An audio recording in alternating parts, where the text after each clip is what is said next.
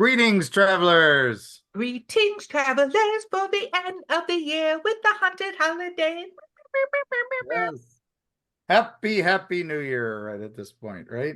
No, it's a couple days to New Year, Couple but it's days, okay. close enough. I'm You, good. you seem to drink and know things, so besides the drinking, you just know things. Yeah, true that. When was the last time you had an alcoholic drink, Mark? I have an occasional libation, but it's just like a shot or something. I don't do heavy stuff anymore because of the epilepsy meds. So No. I'll have a drinky poo here and there, but that's about it. I'll drink some Baileys. I'll drink some. Uh, Usually I'm a big fan of Kentucky bourbon. So Oh, okay, because I was gonna say I'll drink some Baileys, and by I'll drink some Baileys, I mean the entire bottles. I feel like Bailey's isn't enough by itself. And then when yeah, I drink when I drink it straight and I drink a whole bottle, I'm like, oh, it's plenty. But by that time, I don't remember. So it's fine. I am making mulled wine though for New Year's. So I'm oh, excited nice. about that. I had mulling spices, so I'm making myself some mulled wine for New Year's. That's very good. You got some oh my gosh, so many good things with that. I like doing some cloves with that too. So There is that's cloves, there is anise, I think is how it's said. I'm very excited. We're not going to go through Erica's mulled wine recipe, but I will be drinking my mulled wine and doing what? Watching some of my favorite ghost movies oh, for there the you go. haunted holidays. Today, we even have the amazing Beau with us to discuss our haunted holiday ghost watching list with some honorable mentions. We discussed this before, where we did, Halloween movies and we've done vampires and we've done werewolves and we've kind of had some controversial endings on those. I'm still standing by my Twilight vampires being the strongest, so Hey, it's hard to argue that, but we decided, and it was Ghost Stories for Christmas was the thing yes. that I mentioned that the BBC does and that some other people did. We did get a couple questions asking what were our favorite ghost movies for Christmas, but we didn't get this one out in time for that because we just had so much for haunted holidays. But we did get this one out, and I'm very happy that we're going to be able to do this. So, Yes. So end of the year, you can catch up on all of the ones are about to discuss. yeah. Use the words. But I think before we go into our top picks, we should go over some of the good, the bad, the ugly of ghost movies, right? Yeah. And it's not necessarily which ones are the scariest here. This is just No. ghost movies that we think you should see. I mean, there are some that are iconic and some you don't even realize are ghost movies when you watch them That's because true. there's some other things going on. And those are some of my favorites. That Like what, Mark? like one of my personal favorites, Field of Dreams, Oh which yeah. you Yeah. don't Oh, realize is a ghost movie because it's ghosts from the past that are affecting this man Ray Kinsella, who is told it's a Mandela effect because some people say, if you build it, they will come. Yeah, and it's no, if you build it, he will come. Yes. And it's like his dad, right? Something like that. he goes on a journey through lots of things. And he meets some other ghosts of the past. He even travels in time at one point to meet a doctor who died in the 80s, but who was a baseball player in the 50s and only had one at bat and stuff like that. And this voice keeps leading him to all these things. And of course, he winds up plowing through his field, much to the chagrin of all his neighbors, to build a baseball field and not plant it. How can you not have, where every acre counts? It's a really cool story. And then, spoiler alert, there will be spoilers for these movies, gang. So Yeah. saying that now, these are generally older movies. But yeah, at the end, one of the players turns out to be his long lost father. Every man I know who has watched that has cried his eyes out at the end. I no, it's true. It's really amazing. Um, Yeah. Now, is it one of my favorite ghost movies of all time? Kinda, because it's one of those I can watch it again and again because you find different things in it every time you watch. But the ghosty parts, are not the most important part, but they are cool. That's true. That's true. So one that I consider that a lot of people don't realize is necessarily, I think some people forget that it's a ghost movie, is The Ring. Oh yeah. Yeah. So, yeah. That one and Ju-on The Grudge. I was going to mention both those. Yeah, because those are both, I think people, because the videotape and all this stuff, forget that these are ghost movies. It's about a ghost in these But I videos. think it's because it's like a Japanese ghost and they're not used to seeing them like a ghost full figured ghost and not like a semi-transparent ghost. Yeah. So people aren't like, oh, ghost. They're like, oh, creepy girl in the TV, Yeah. which is not the same thing. Very true. Very true. What about let's pop in a ghost TV show, because we've talked about it a lot, but there's an American and a British version of the TV show Ghosts. I'm obsessed. Obsessed. For which Yeah. version or both? I've been watching the UK one. It's so good. And it's so good. Just wait. I'm telling you, I'm on Team USA for this one, and I'm normally on Team UK for these things. But the TV show Ghosts, I think you can get it streaming on. It's on Paramount Plus. Yeah. And it is about this woman who inherits a house, and it has a bunch of ghosts that are stuck there, and you can't leave until you've fulfilled whatever it is that you're supposed to resolve from your previous life. And they have been there for literally hundreds and hundreds of years. Some of them. Some before the house even existed. Exactly. The lands itself. It is a comedy, and I highly recommend it. There's an obscure one that I love that was very, very bizarre. It was originally on, I think it was USA Network, and then I know at one point it was on Sci-Fi Channel for a little bit. And it was a thing called G versus E. And I don't know if anybody remembers this. It was filmed very 70s retro style. And I want to say it came out, had to be late 90s. And it was a group of people who die and become cops as ghosts, and they have to protect the world from Morlocks, which are basically evildoers from hell. So basically demons. And it was one of those. They did 2 seasons, I think. And he would occasionally meet his teenage son. It was a very bizarre little episodic police procedural, but with monsters. And they were ghosts. So it was it was cool. When people would see them, it was very much like our show, the Grim Reaper one. I can't remember the name of it. Dead Like Me. Yeah, oh my God, Dead Like Me. That was going to be one of my mentions. I love Dead Like Me. It's so good. You got to love any show that starts with the lead character being killed by a toilet seat. From the space station. Yes. Yes. Yep. I love them. I like that all the characters got known nicknames by how they died, and hers was toilet seat. Yeah. Your toilet seat girl. Shut up. That all their instructions come in the form of Post-its. You got to love anything that comes in the form of Post-its. But if we're going to talk about cop things having to do with death, we cannot forget this epic, probably no better film was ever made. That's complete sarcasm, travelers. R.I.P.D. Oh, God. Yeah. Trying to jump on the bandwagon that was MIB. Yes. They decided to go with another obscure comic book. Because MIB, now a lot of people don't know the original MIB comic. They dealt with paranormal.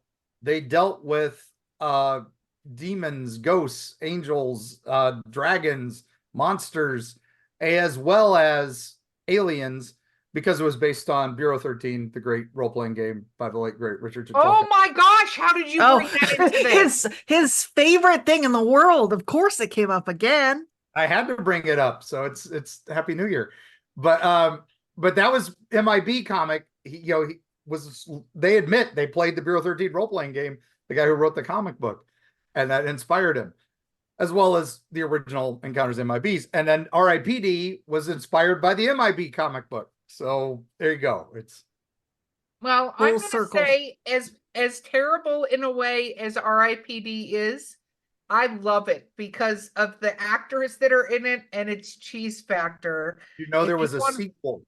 there is a sequel. Yes, and it's from our Burn Notice guy. Uh-huh. Not Bruce Campbell, but the other one. And I actually like the sequel better than the Ryan Reynolds Jeff Bridges one. So Okay, first of all, that is blasphemous. I don't ever want to hear you say that again because that's all right. Ryan Reynolds is a saint.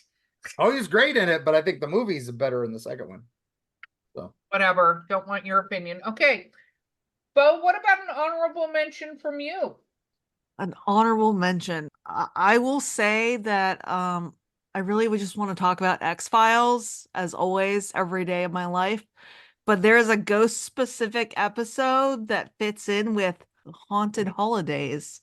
It's called Season 6, Episode 6, How the Ghost Stole Christmas. Yep.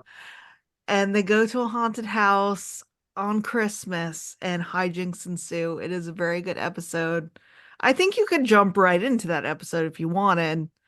But yeah. I do have another honorable mention TV show wise Ooh. that actually I think again gets overlooked for this purpose, but it's Being Human. And there is a UK and a US version of the show. Yep. Being And it's Human got has the ghost in that is amazing. yes. Which version should I watch? I like the UK again. I like the UK version. I like them both. Let me just say that because I really enjoy the cast from the US version, but I feel like they did something a little different with the angst because it's a werewolf, a vampire, and a ghost. That sounds like I walked into a bar. I feel like that's what I should say. But it's those three characters and they all becoming those things besides the vampire who's been the vampire for a while, but the werewolf ends up becoming the werewolf and the ghost ends up becoming the ghost and kind of being stuck together and having to figure out how to navigate existence because the ghost is stuck in the house. Like the ghost can't go anywhere. And it's a lot around that. And the werewolf is played by young Russell Tovey, and he's adorable. And he had just been in a couple Doctor Who episodes, and he was the first guy I kind of got flustered with getting his autograph. I didn't even realize that he had flustered me at the time. So, and then I believe was it Guy Flanagan was the vampire, right? He's the later goes on to be one of the dwarves in the Hobbit movies. It was very well done. They replaced the cast about halfway through because they kind of each get through their story arcs. So it was pretty cool. But and then the US version kind of went with the second set of characters, which weren't as strong as those first ones. So so they did like what's that show on the BBC, Skins, where they had like one generation of characters and then a new generation the next season. What they should have done with Heroes. Yeah, they should have. We're not critiquing other shows. All right, I'm going to give you an obscure one. Another obscure movie that many people don't. Is it a ghost story? Isn't it a ghost story? It's one of those fun ones. And that one's called Session 9. Have either of you seen what is Session 9 about, Mark? That's an old movie, right? Yeah, it's an overlooked gem, I think. It's basically, if you dig into it, people go, oh yeah, if you haven't seen Session 9. It's basically a team of asbestos removers are bidding, and they get a contract to clear out an abandoned insane asylum that's going to be turned into a new city, office. And so they have to get in there and take out all the asbestos. And there's a lot of characters in it that they're the team that are doing it. And one of the guys is finding all these old tapes, and he's playing the tapes of these sessions. And one of them is this basically Sybil type character that had bunches of different personalities. And so he's playing interviews with all the different personalities while they're working on taking out the asbestos in this very giant Kirkbride type asylum, very Waverly Hills and stuff. And I don't want to spoil this one since you've seen it, so I'm not going to give away the big ending, but are there ghosts? Are there other things going on? That's the whole purpose of the movie. Oh, okay. So we're not spoiling this one. I just want to Then, make well, sure. since few of you had seen it, I figure I that may be one we watch together at some point. Listeners, get out there and send us a message if you'd like to hear us watch that and listen as a commentary or something. So There we go. I like that. Okay, so here's one that I think some people don't necessarily think about it as a ghost movie. Like I didn't even think about this as a ghost movie, but it is a ghost movie, which is Beetlejuice. oh yeah. Yeah. Because it's a ghost movie. Like if somebody goes, hey, name one of your top ghost movies, I wouldn't go, oh yeah, Beetlejuice. I love Beetlejuice. I am super excited for the sequel to it. I love that they're bringing back a ton of the original cast, so that is super exciting to me. But Beetlejuice is a ghost movie. Yeah. And a great I, Broadway play too. the play is funner, I think, than the movie. Yeah, I know it's liked it fascinating, better. but I was one of those guys. I liked Beetlejuice, and everybody assumed it was like one of my favorite movies because I was Mr. Creepy Guy at the time it came out. But it was okay. I At prefer the a time Sleepy it came Hollow. out. I prefer a Sleepy Hollow, which I do think is a great ghost movie as well. So Yes, I agree. I agree. Sleepy Hollow, Johnny Depp. I will say this about Beetlejuice to defend it. I think that the cast is amazing. I think it's a very, very fun script. oh yeah, no, it's enjoyable. Mhm. Yeah. It's enjoyable. I'll put it on my list. Okay, Mark, where were you going next? The one I was going to go with was a John Carpenter classic, not not the one everybody thinks of. You know, when you think John Carpenter, you think Big The Trouble in Fog. Little China, all that. The Fog, The Fog. That is the one. It was so good. It is. I think it's the best of his work. I think, well, Big Trouble in Little China is his best, but this is, I think, John Carpenter's best. And Adrian Barbeau is just amazing in it. And um, So I think you need to explain a little bit of the premise of The Fog, because one of my yeah, favorite comedians, Eddie Izzard, makes a big joke about the fog in San Francisco, but it's not like John Carpenter's The Fog that moves around everywhere. yeah, So it's a very brief. town, We're very brief. What is very The brief Fog? thing. There's a town, it's on the Pacific coast, and the town celebrates every year where this captain and his crew had founded the town, but then died in a sailboat accident as they were leaving the town.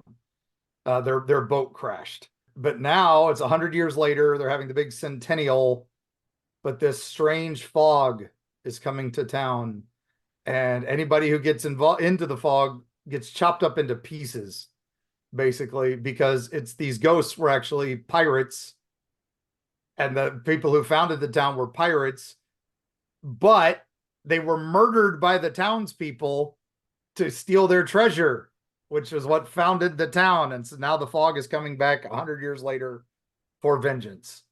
It's very cool. Adrian Barbeau steals the whole movie as the radio DJ.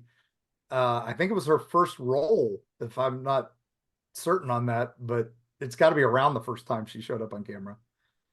Well, And then amazing, amazing movie. I'm going to list a childhood ghost movie, which was Poltergeist. Oh, that is a classic. It is a classic, and So I good. think it scared the shit out of an entire generation of people when it came to static on the TV. You don't really get static on a TV anymore. So this is not something that I think several generations, no, the last couple of generations have dealt with necessarily is a staticky TV, because Now they just go blue. they go blue, or they just roll into the next movie it thinks you like. But the staticky, they're here, and the whole Indian burial ground thing and Yeah. all of that is I actually, again, it's another one of those blasphemy things. I preferred some of the sequels. Poltergeist 2, the villain in that, the creepiest ghost ever on camera, the old preacher. of course you're gonna say that it's not. I'm just Well, he was dying of cancer at the time when they cast him. So he has probably one of the most iconic looks of a villain on film. and then they just made him even scarier. So yeah, Poltergeist 2, I highly recommend as well. Yes. They did a Poltergeist series, but it had nothing to do with No. the movie, except Tangina shows up as an investigator for the secret organization that hunts monsters, legends, and ghosts, which owes its inspiration to Bureau 13 by Oh my God, enough with Bureau 13 already, Mark. I can feel it coming. The hair on the Ah. back of my neck. Actually, it stood was up. closer to Chill, which was a role-playing game done by Pacesetter and our good friend Bill Fawcett. So, Okay, enough with the role-playing games, Mark. We're all right. supposed to be talking about ghost things. And you know Sorry. what? You said scary, Can but you you see know I got who something on for Christmas? It was a role-playing game, so I Oh my got in a God. role-playing game.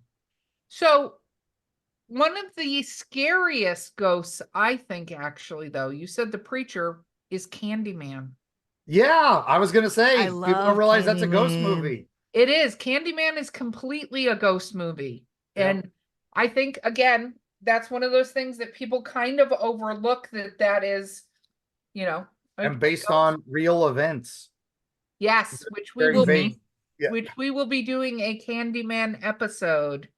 But say that 3 times in the mirror. The same is true with the Bloody Mary. Saying that is summoning her ghost. I think, Yep. saying anything 3 times in a mirror is probably Yeah. not a good idea. That's you have to mock the Trinity, as we've discovered as we've done all this research. That's what these things are, is you're mocking the Trinity. I have one that's a ghost story that doesn't have a ghost. Okay, Kinda. well, you'll have to do that, and then we're gonna do a break and come back with some more. But what Okay. is the ghost? We'll get into our top ones Actually, you after know the what? break. Let's leave our listeners guessing of what is a ghost story that doesn't have a ghost in it, and we will give them the answer right after these breaks.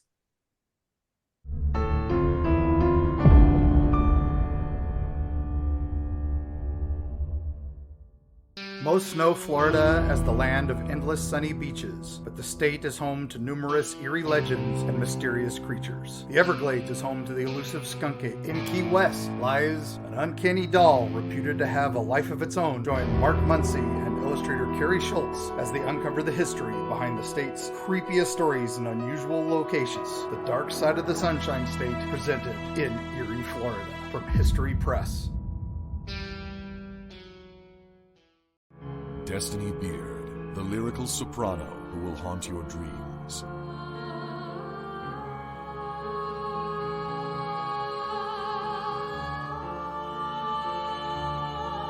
With her alluring melodies and intricate harmonies, this dark siren of wistful song shall capture your soul and lead you into the night. Check out Destiny's new single, The Haunting Is Over, with international musicians Sam Haines and Gary Bennett, as well as her other musical works at destinybeard.com.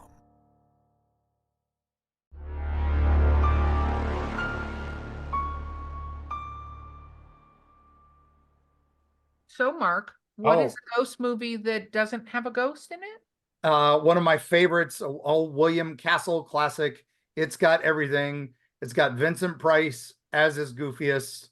It's got a profoundly non-scary skeleton, and it was filmed. William Castle was famous for having these gimmicks when his movie would come out, and this one had emergo, where in certain theaters a plastic skeleton would fly out of the screen at you, because that was William Castle. But anyway, it was called The House on Haunted Hill. Ooh. And 1959, and it's basically Clue, where Vincent Price is hosting a party, a ghost party, and everybody there gets $10,000 if they survive the night, and then he gives each of them a weapon. And of course, nobody knows each other and all this. It's basically Clue, just redone, as a movie.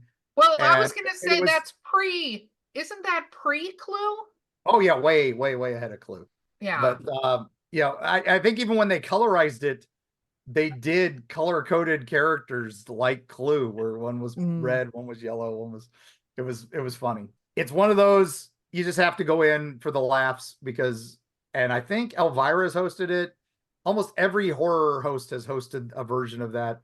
And I know Riff Tracks did a live version of it that was amazing. So, well, if we're doing it, that should be. I mean, If we are going to say a haunted ghost one, there is, I think there's one by Matthew McConaughey called Ghosts of Girlfriends Past.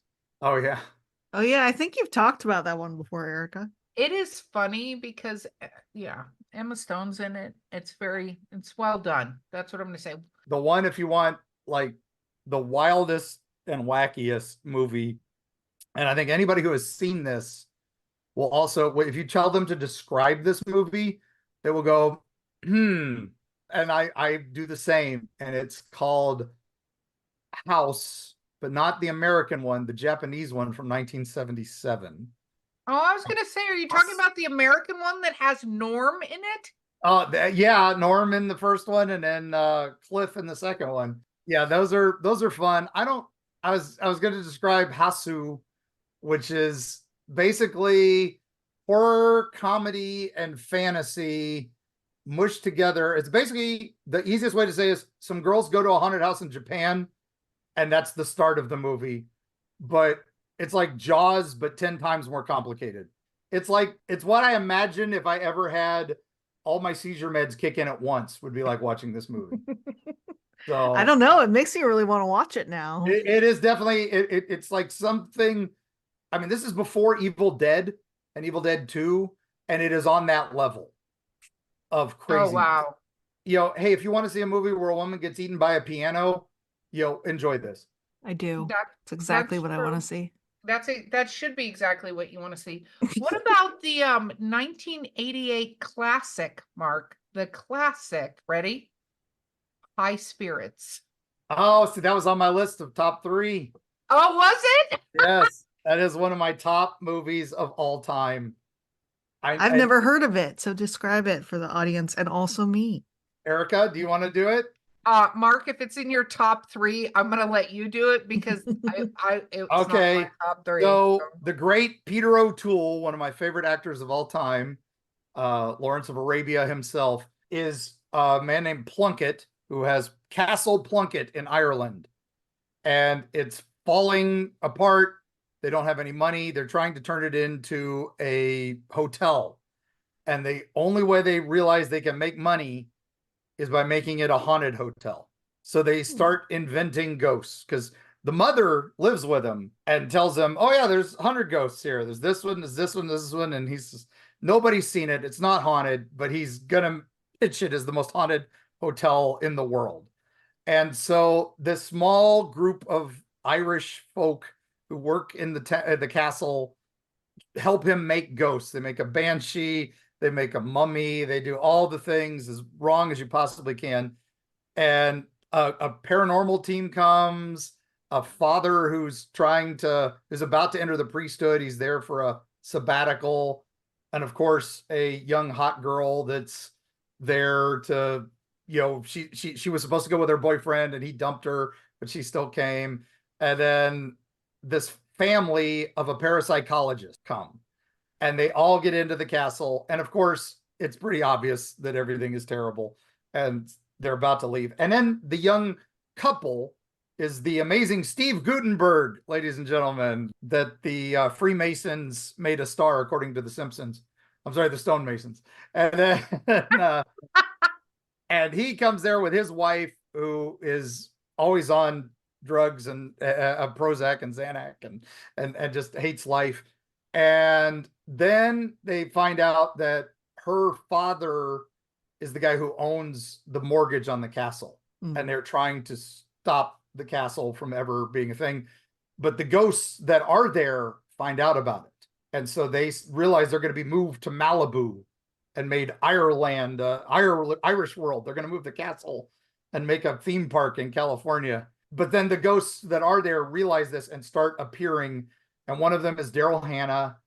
And a very young Liam Neeson is the ghost of the psychotic who keeps killing her every night, where she has to keep reliving her wedding day / murder, and because she wouldn't sleep with him.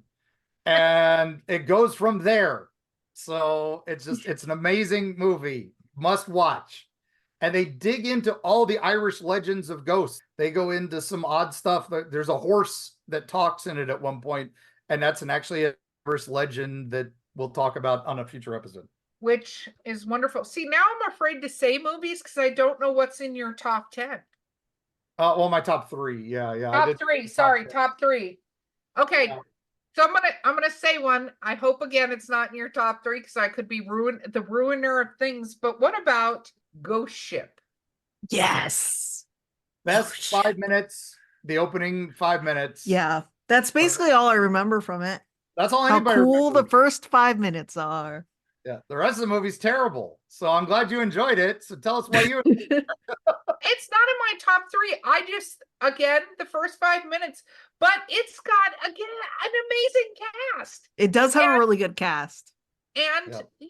it's creepy. There's a lot of running. I think Ghost Ship can be appreciated, but it A is lot of definitely running. a ghost-filled movie, Mm-hmm. Yeah. Gotta go I- for the salvage, You're coming for a fun time, not a good time. Yeah. Like, that's it's what Ghost Ship is. definitely, turn your brain off and enjoy. But the first 5 minutes, iconic. Yeah. And it's So good. Yeah. It's hard to beat.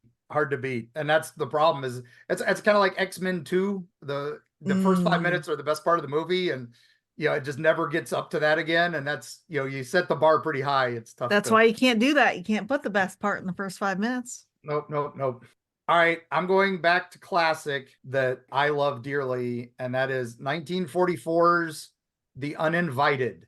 And I mentioned it at Halloween as one of my must-watch Halloween movies. So if you didn't get to it to Halloween, now's your backup chance to get to this.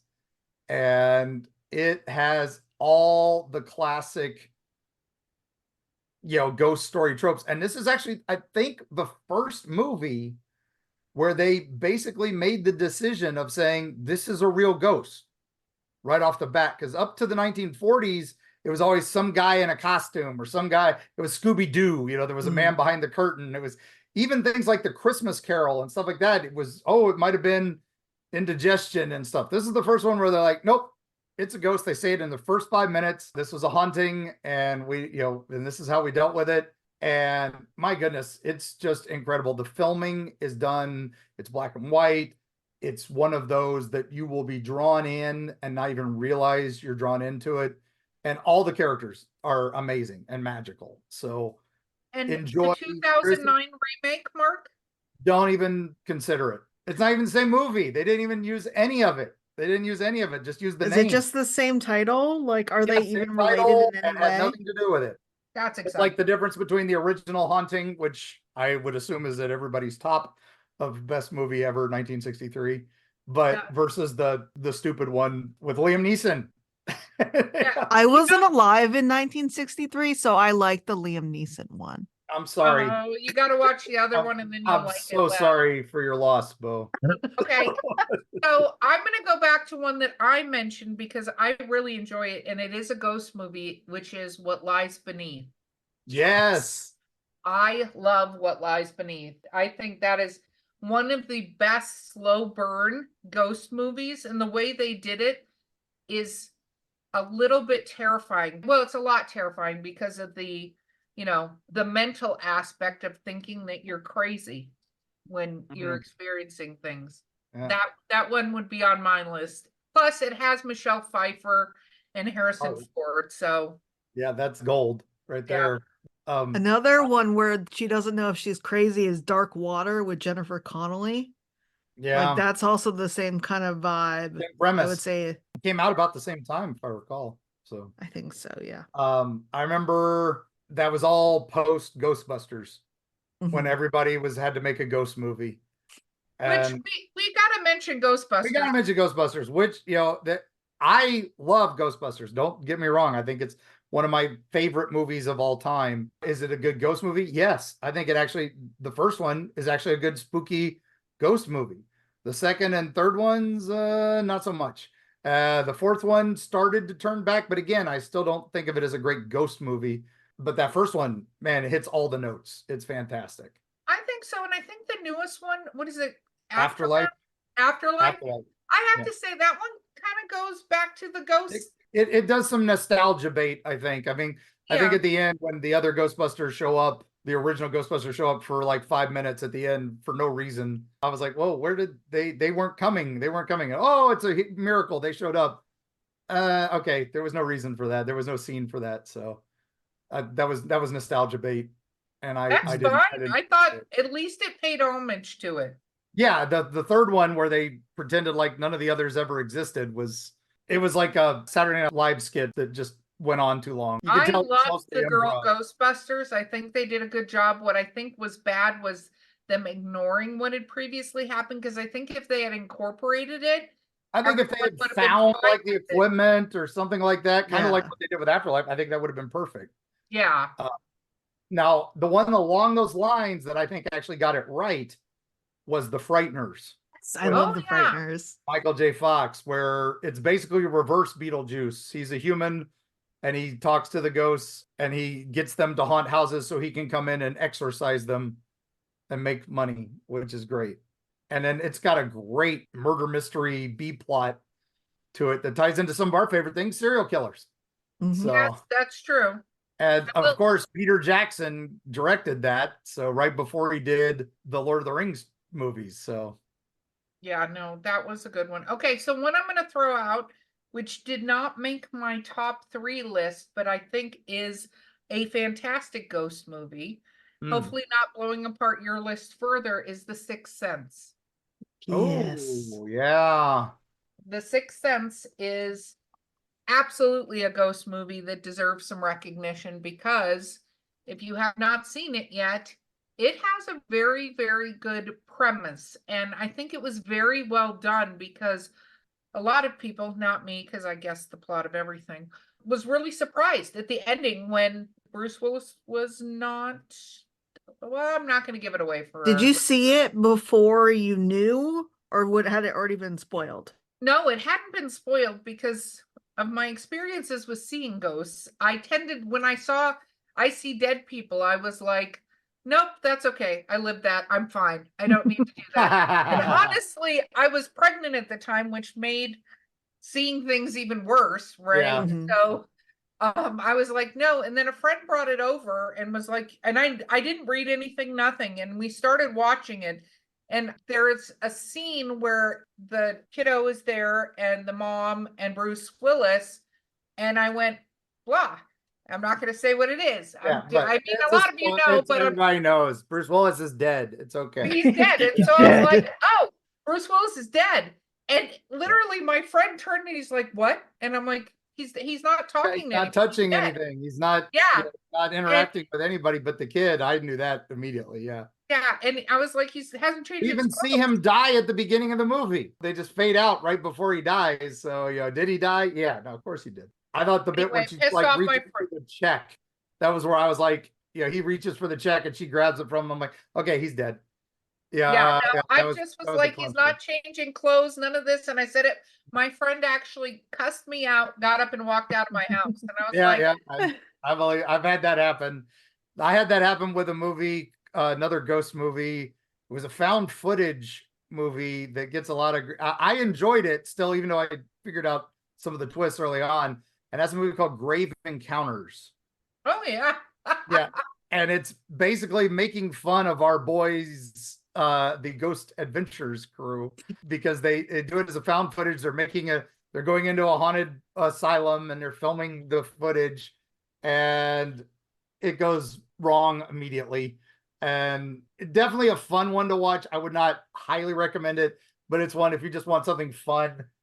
I actually prefer. There's another one, found footage, that a lot of people don't know about, called Lake Mungo.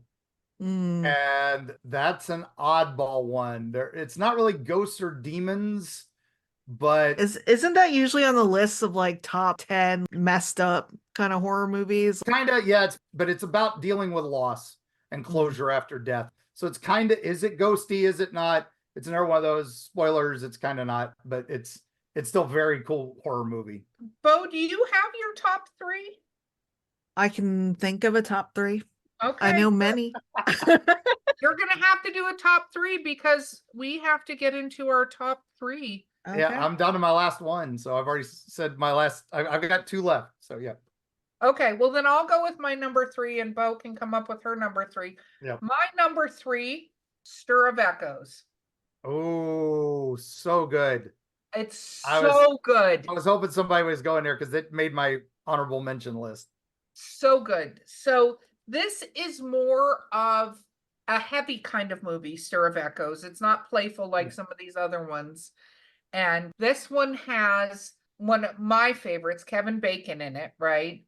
And needless to say, he puts him in a hypnotic trance, and then stuff starts to happen. Mm. And is he hallucinating? Are other things happening? Is it Yeah. Windward things? I think so. So there is a Stir of Echoes too. I can say with all honesty, I've never watched it, so I don't know if Oh, it's I any good. can't say I've seen it either. So So, but Stir of Echoes, Kevin Bacon, number 3 on my list of top 3. Beau. My number 3 is The Sentinel from ooh, 1977. yes. A woman moves into an apartment complex, starts having weird dreams, and turns out all of her neighbors are ghosts. And it has one of like the creepiest scenes in it in any movie I've ever watched. Love it. It's kind of stupid, but highly recommend. No, it's a classic. I think I saw it and The Exorcist, I think, in the same day as a kid. Oh, And it was, sounds rough. man, that was a rough day. That was a I rough was day. gonna say I wouldn't recommend that for anyone. What the heck? I think that messed me up for quite a while, those two. So I would think so. Mark, what is your number 2 then?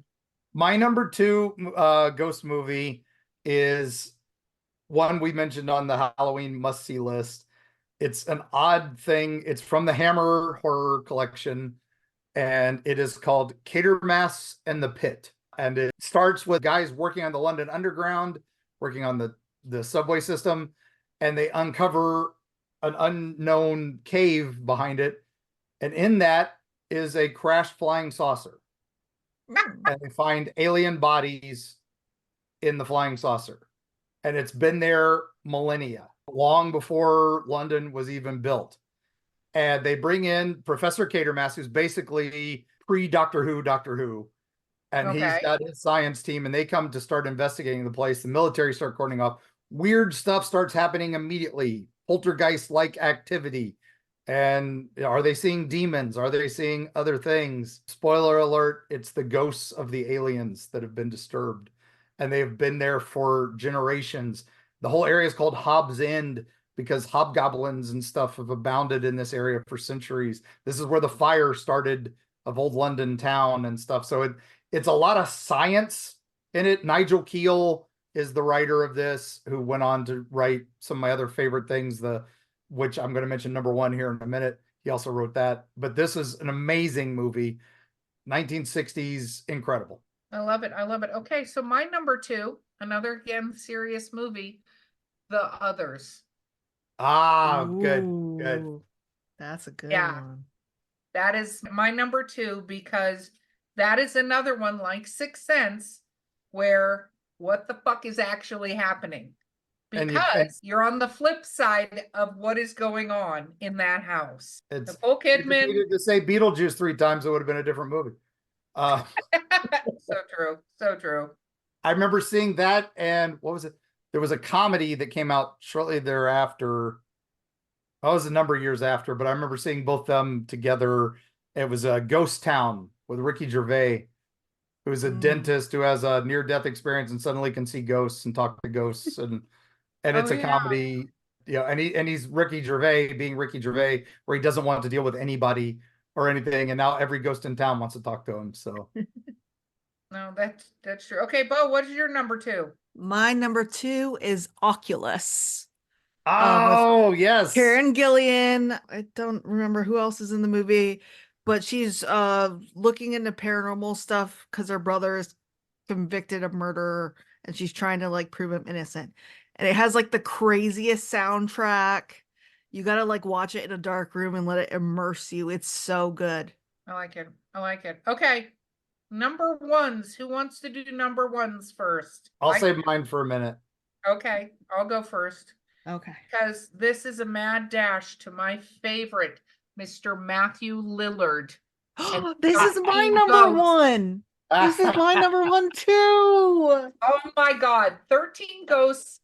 I cannot even, I know we've talked about this movie before, but I cannot say enough about it because the fact is they have so much folklore with the Black Zodiac as part of 13 Ghosts. And I think Yep. we could do an episode on the Black Zodiac, talking about the 13 different ghost characters that need to be created, need to be brought together to create this situation. And I love the way they did it. It's got Tony Shalhoub in it too.